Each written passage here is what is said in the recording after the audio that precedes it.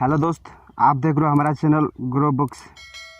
तो हम आज के लिए आप एक नई बुक लाए हैं जिस बुक का नाम है मिलियनेयर सक्सेस हैबिट्स। इसका जो लेखक है उसका नाम है डीन ग्रेजियासी। इसका मतलब कामयाबी की आदतें। तो चलिए हम इस बुक को आपको दो लफ्ज़ों में बताते हैं। साल 2016 में रिलीज हुई किताब मिलियनेयर सक्सेस हैबिट्स ये बताती है कि सक्सेसफुल लोग पॉजिटिव माइंडसेट के होते हैं।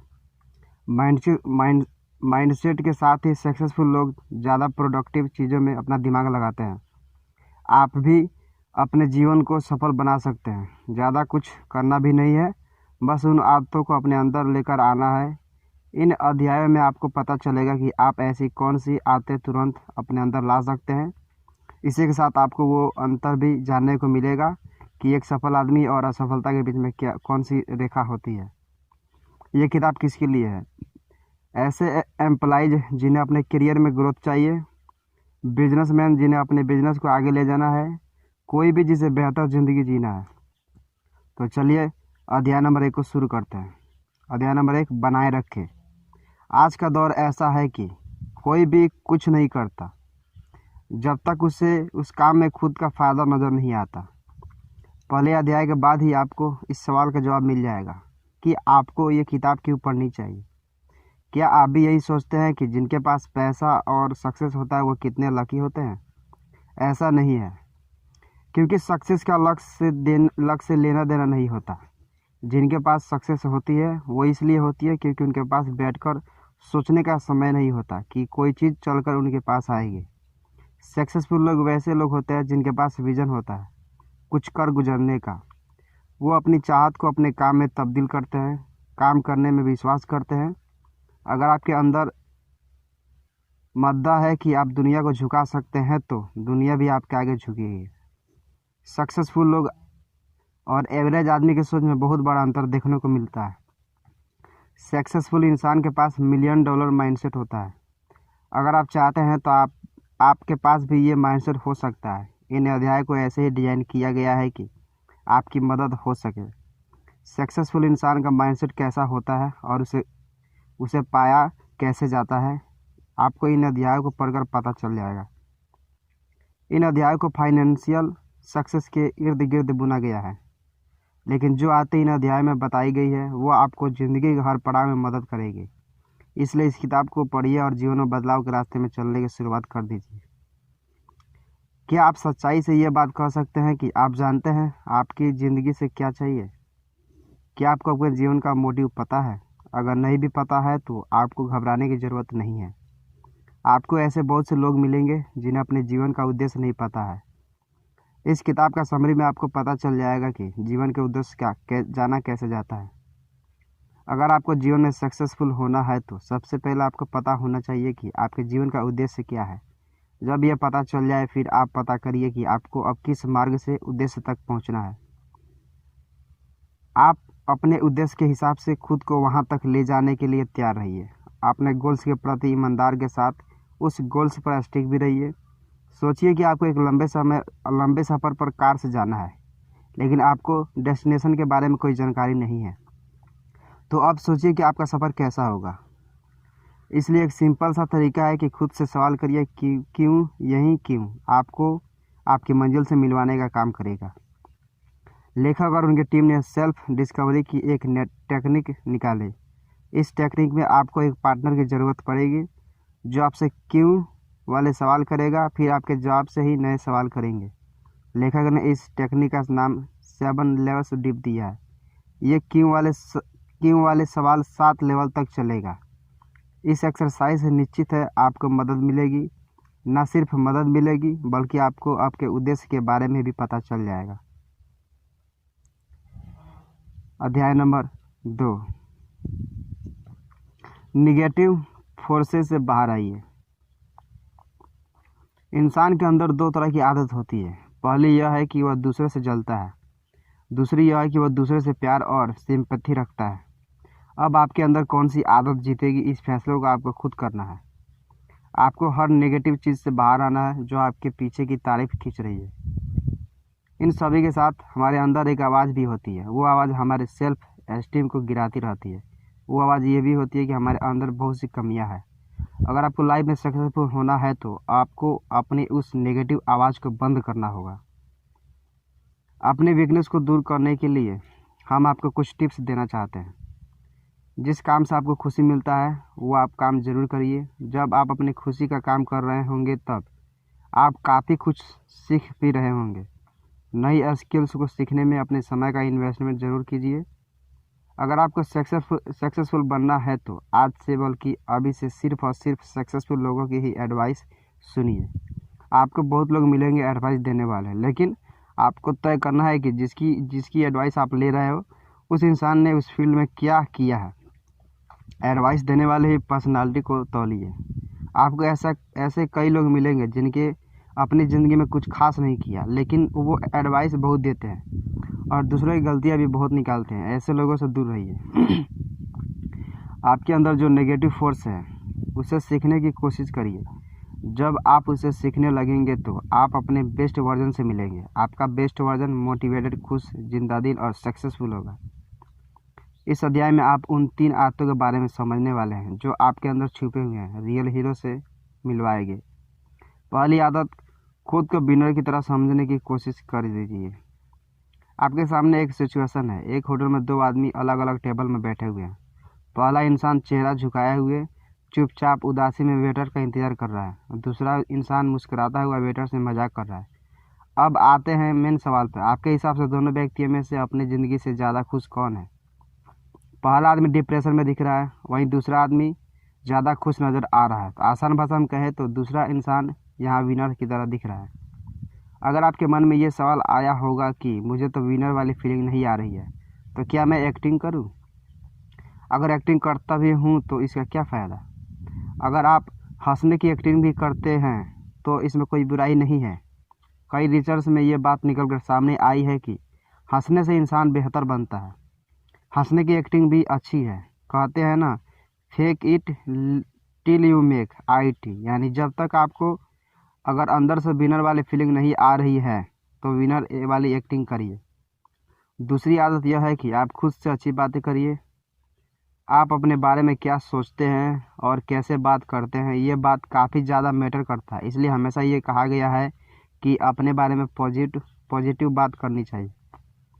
तीसरी आदत है कि आप अपने सोशल कल्चर को भी बेहतर बनाते रहिए।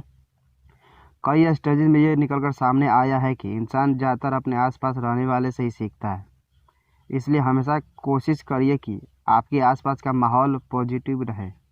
ये भी कोशिश करिए कि आप अधिकतर पॉजिटिव लोगों की संगत में रहें। यह याद रखिए, आप अपने आसपास के लोगों को ही एवरेज होते हैं। तो जिस तरह लोग आपके आसपास होंगे आप भी वैसे ही बनेंगे। हम सबके पास एक लाइफ स्टोरी है। इसी लाइफ स्टोरी को हम लोगों को बताते भी हैं।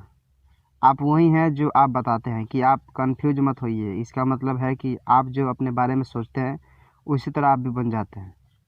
ऊपर जो लाइफ स्टोरी की बात हुई है वो कई मायने में उसी तरह होता है जैसे ज़िंदगी में हमने जी हुई होती है। इसलिए लेखक बोलते हैं कि ये वो वेस्टिट, जब भी हम खुद को कोई कहानी बताएं तो काफ़ी अवेयर होकर बताएं, क्योंकि जैसी कहानी हम खुद को बताते हैं उसी तरह की लाइफ हम जीने वाले होते हैं। एग्जाम्पल के लिए, इस किताब के लेखक सक्सेस कोच भी कभी नहीं बनते अगर उन्होंने खुद से ये नहीं कहा होता कि उन्हें सक्सेसफुल होना है। सबसे पहले ज़रूरी है कि आप खुद से कुछ सवाल करिए।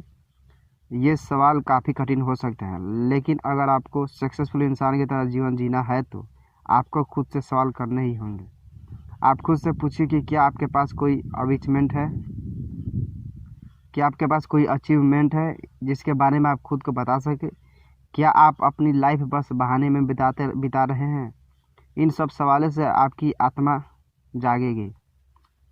खुद का आकलन करना बहुत ज़्यादा मुश्किल होता है। इंसान को अंदर ही अंदर कई जंग लड़नी पड़ती है, लेकिन आपको बता दें कि आपकी खुद के अंदर बदलाव ला सकते हैं।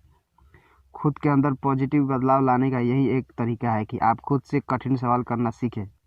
अगर आप खुद से कठिन सवाल करना सीख जाएंगे तो आप अपने जीवन में कुछ ना कुछ बेहतर कर ही लेंगे। खुद के ऊपर भरोसा रखिए। इतना भरोसा जितना आपको किसी के ऊपर ना हो। दुनिया को जीतने का मादा आपके पास देर है तो बस पहचानने की, इसलिए परखो नज़र की पैदा कर लीजिए। जीवन में नज़रिया का खेल भी काफ़ी ज़्यादा होती है। उदाहरण के तौर पर आप लेखक को ले सकते हैं। उनको बचपन से एक बीमारी थी जिसका नाम ADD यानी अटेंशन डेफिकट डिसऑर्डर। काफ़ी लंबे समय तक इस बीमारी से परेशान रहे। वह कुछ भी याद नहीं रख पाते थे। उन्हें फॉलो करने में परेशानी होती थी। वह किसी भी एक चीज़ पर टिक नहीं पाते थे। वह एक चीज़ से दूसरी चीज़ पर कूद जाते थे। लेकिन लेखक की मुलाकात इस बीमारी के विशेषज्ञ नेड हेलवल से हुई। उन्होंने लेखक को बताया कि ADD काफ़ी अच्छी चीज़ है। ये उन्हीं लोगों को होती है जो काफ़ी पेशेंट और काफ़ी एक्टिव होते हैं। इसलिए इसको अपनी कमज़ोरी ना समझे बल्कि इसे अपनी ताकत बना लो। उस दिन लेखक ने इसे अपनी ताकत बना लिया। उन्होंने इस बीमारी को सिर्फ देखने का नज़रिया बदल लिया और उनकी पूरी दिक्कत समाप्त हो गई। इसलिए कहा गया है कि नज़रिया बदलिए, पूरा खेल ही बदल जाता है। अपने जीवन को जीने का तरीका बदल दीजिए। चीज़ें आपको पीछे लेकर जाती है, उन्हें पहचानिए और आगे बढ़िए। अध्याय नंबर 3, समय का सही उपयोग करें। आपने कई बार सुना होगा कि हार्ड वर्क करो, हार्ड वर्क से ही आपको सक्सेस मिलती है। यह बात सच है कि मिलियनर काफ़ी हार्ड वर्क करने के बाद ही उस मुकाम को हासिल करते हैं। लेकिन क्या मिलियनियर बस हार्ड वर्क से बनते हैं? इसका जवाब है नहीं। सिर्फ हार्ड वर्क मायने नहीं रखता। यह भी मायने नहीं रखता कि आपने कितने घंटे मेहनत की है। मायने तो बस ये रखता है कि आपने अपने समय का सही इस्तेमाल किया है या नहीं। मतलब जितनी देर आपने काम किया तो आपका कितना फोकस अपने काम के ऊपर था। अपने समय को प्रोडक्टिव बनाने की कोशिश करिए। इसी के साथ आपकी ये भी कोशिश रहनी चाहिए कि जितनी चीज़ें भी आपके जीवन में अनप्रोडक्टिव हो उन्हें अभी बाहर निकाल फेंक दीजिए। समय को एक इन्वेस्टमेंट की तरह लीजिए। ये भी सोचिए कि जब पैसा का इन्वेस्टमेंट करते हैं तो आपके दिमाग में क्या रहता है कि आप ज़्यादा से ज़्यादा रिटर्न के बारे में सोचते हैं। अगर हाँ तो समय को लेकर ऐसा क्यों नहीं सोचते? इसलिए ही कहा गया है कि टाइम से बड़ा इन्वेस्टमेंट कुछ नहीं होता।